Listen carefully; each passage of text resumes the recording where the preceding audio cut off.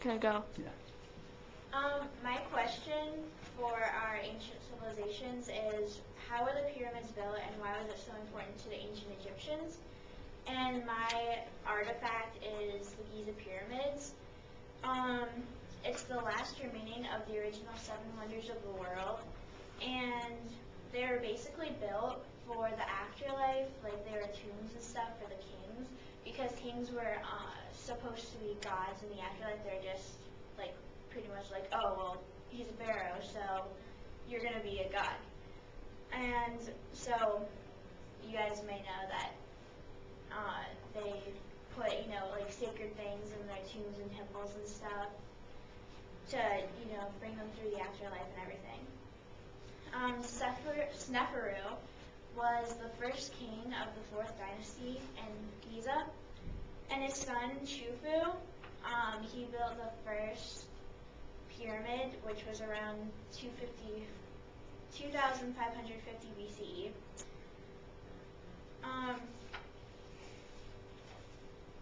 Sorry.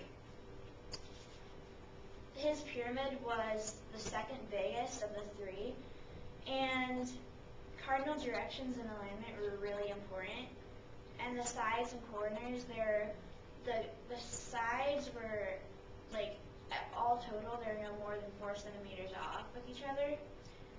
The scientists don't know exactly how they were built, but they know the reasons why. Chufu had 5 main reasons. The first one was religion, and the Giza pyramids were built on the west side of the Nile because that was supposedly the region of the sun god. The second reason was safety, because the Nile floods a lot, so they needed it high up on a plain to keep it from getting washed away or whatever. Logically, they wanted it close to the Nile because of transport and water and everything for that.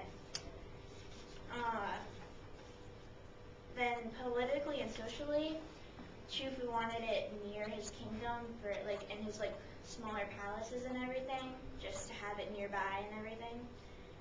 Geography and architecturally, it had to be set on solid bedrock for so it doesn't crumble or anything. And then it was made on what's called the Makaton formation, which is just a big thing of limestone to it's huge limestone for its base. And the 3 pyramids are called the Giza diagonal, which is a bunch of alignments and stuff. From Giulio Magli, he's a professor at Milan's Polytechnic University. He stated, they include dynastic lineage, religion, and astronomical alignments. And the southeast corners of all these pyramids, they connect almost precisely, and they also point to Heliopolis, which is a really sacred place of their sun god. And Menkare's pyramid is the smallest, and it was built really a lot farther into the deserts, just so it could meet the Heliopolis point of view. Menkare's is smaller, but it was made of red Aswan granite, which is really nice and stuff. And during his time, there was no economic trouble or anything, so that's not really the reason why it was so small, so we don't really know why. Chafri's pyramid was bigger, and Chafri is Chufu's only successor to build and finish a pyramid, and it was also greater. It's taller, but it's also skinnier. His funerary compartments are simple, but his funerary valleys and temples are really intricate and a lot better than the other pyramids. Chufu's pyramid, on the inside, it has a staircase going upward, and on the other hand, Menkare's has them descending, which could show their new beliefs and the god and Osiris, the underworld god. To the Egyptians, the size didn't matter as much as the religious significance did. And Chafri's was blocked out from Heliopolis And this could be one of two reasons, either respect for the sun god or something called symbolic invisibility, which came during the 5th dynasty. And there were two theories on how they aligned with the stars, because they aligned really, really closely with certain stars. And these two theories are astral and solar.